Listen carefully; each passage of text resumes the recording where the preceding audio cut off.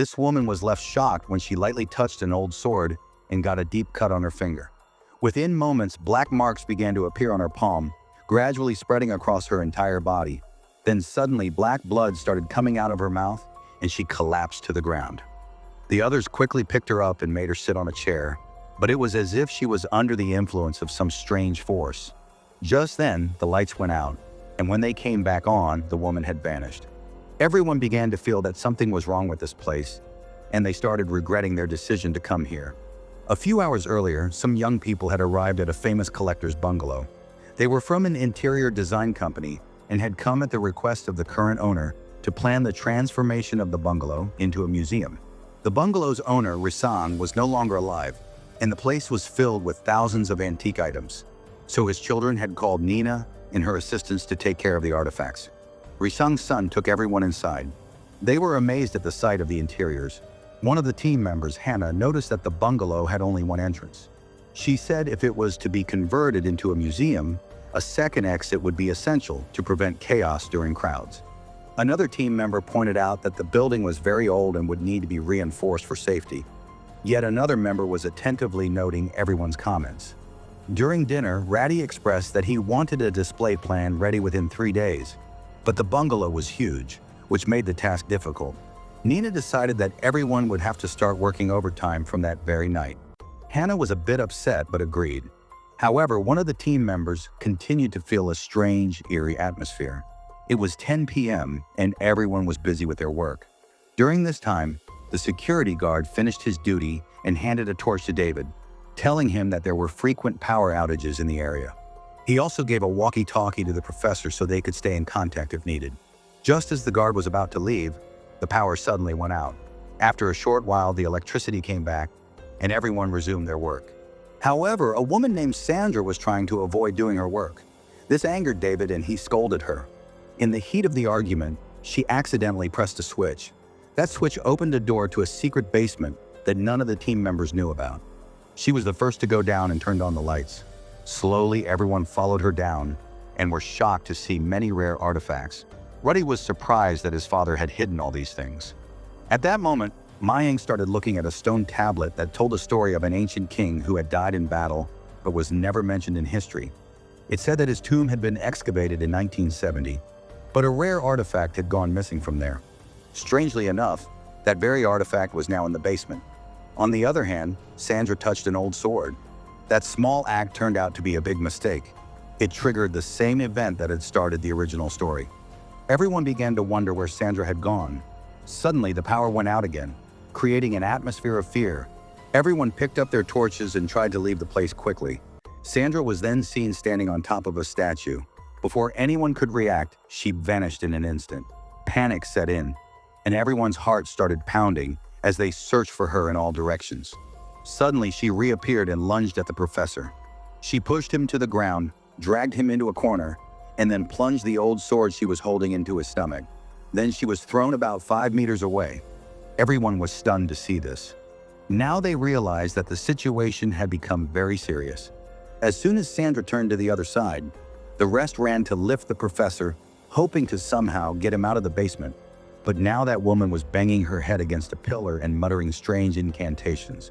Then she suddenly ran toward them. Finally, when she reached right behind, it felt as if something very heavy had fallen on her. Somehow, everyone managed to shut the door. Now they all tried to get out of the bungalow together, but they found out that the door opens from a courtyard, and surprisingly, even Rudy, the son of the bungalow's owner, didn't know about it. Meanwhile, Sandra, holding a sword, walked straight toward the door. She caught Nina and licked her face.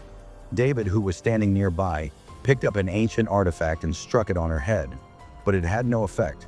Instead, David was kicked and flung far away. Now picked up a long spear, and after a moment's thought, ran straight at Sandra. He drove the spear into her chest. Thick black blood started flowing rapidly. Everyone thought the danger was over.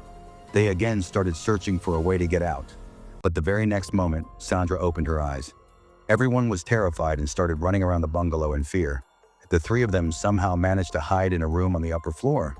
Sandra began banging loudly on the door. David was tending to the injured professor. Rudy and his sister were hiding with them in the kitchen. Just as they tried to change their location, they saw that the woman was now walking on the walls. Then suddenly, she vanished. While everyone was staring in shock, wondering what would happen next, she reappeared and took the professor away. The others fled to save their lives. Sandra began to beat the professor badly. She pulled his tongue out and slit his stomach open with a sword. One by one, his organs were pulled out. Eddie was watching all this from behind the cupboard above, trembling, but couldn't make a single sound. Meanwhile, something strange began to happen to the old sword. Now his sister and David had hidden in another room of the bungalow. There, David asked Rudy, "What terrifying secret is hidden in this bungalow?" Rudy replied, "Even I don't know." BN said, "This bungalow has always felt scary to all of us. That's why we never lived here. And to be honest, we don't know much about it either. We only knew that the outside world used to call our father the Mad Collector. The king spent his whole life collecting ancient artifacts and rare relics. He spent a fortune on this passion. But one night, some thieves broke into the mansion. A fight broke out between the thieves and the guards. All 7 people were killed in the clash. But the king kept the incident a secret, and afterward, the security of the mansion was made extremely tight. Only one door remained for going in and out. Meanwhile, the guard noticed that the power in the mansion had gone out again. He filled diesel in the generator, and soon the lights came back. At the same time, Eddie seized the opportunity, went to the living room, picked up the wireless set, and tried to call for help. Just then, a terrifying scream of a woman echoed in his ears. Terrified, he fell to the ground. Meanwhile, the guard tried to return to the mansion, but the gate's code turned out to be wrong. Helplessly, he used the key to open the door and went inside. He didn't know that Sandra was already there waiting for him. The guard was attacked, and Chashma Ed silently watched everything from a corner. Just then, that old sword bent once again. This was the 3rd time it had done so. The 3 women hiding upstairs began to come down the stairs trembling. In the next moment, Sandra threw the guard's severed head in front of the 3 women. Screaming, they all ran toward the dining hall. One woman quickly climbed onto the table and lunged at Hina, aiming to stab the sword into her eyes.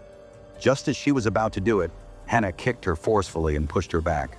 The other 2 women also came to help Hannah. Hearing all this from another room, David ran out.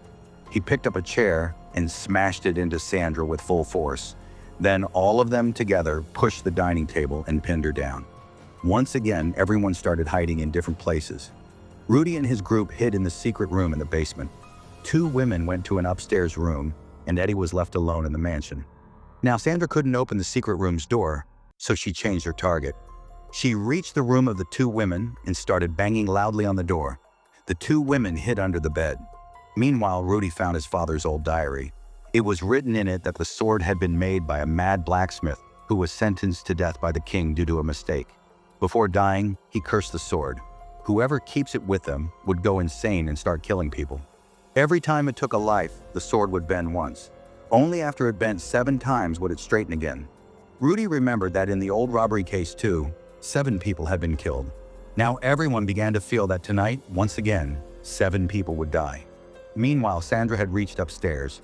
She dragged Nina out from under the bed and stabbed her in the stomach with a sword. Hannah, holding her breath, remained quietly hidden under the bed. The sword bent further for the 3rd time. David was worried about Hannah. Without caring for his own life, he came out of the basement and finally managed to save Hannah. The others also came out. Sandra was now mumbling chants in a terrifying voice. Just then, an arrow came from somewhere and hit David directly. Groaning in pain, he threw the cursed sword aside. Bian was about to pick it up, but Sandra reached there first and severely injured Bian's hand. Hannah picked up a piece of wood lying nearby and struck Sandra hard. The sword fell to the ground again, and Rudy quickly picked it up. Another blow from Hannah pushed Sandra into unconsciousness. Hannah immediately supported David, and they all returned to the hall, where they rested for a while. But soon Sandra stood up again. It seemed like she would never die. Mayang said that no matter how hard they tried, unless 7 people were sacrificed, this cycle would not end, and whoever touched that sword would eventually die. Now Sandra reached there, and a struggle for the sword began between the 2, during which Rudy's neck was lightly cut. In the end, Sandra managed to regain the sword. That's when Rudy started behaving strangely, as if he had lost himself. Suddenly, he brutally crushed Ed's head. On the other side, Bian found the guard's dead body and a bunch of gate keys next to it. She quickly unlocked the gate, and just as Sandra reached her, she somehow managed to get out in time. Everyone decided to hide in the mansion's garden. Mayang looked around to make sure Sandra hadn't followed them and went out to get the car keys. But suddenly Sandra attacked him and started strangling him. Hina, who was hiding nearby, saw a lawnmower, picked it up, and hit Sandra on the head with it. This time David, who was still injured, gathered his courage, went near Sandra, and stabbed a sword straight through her mouth. That was his final blow. Sandra was silenced forever. A few months later, that haunted mansion was converted into a museum, and the cursed sword was sealed away forever in a hidden chamber, so it could never claim another life again. With this, the story ends here. Subscribe to this channel for more horror stories like this.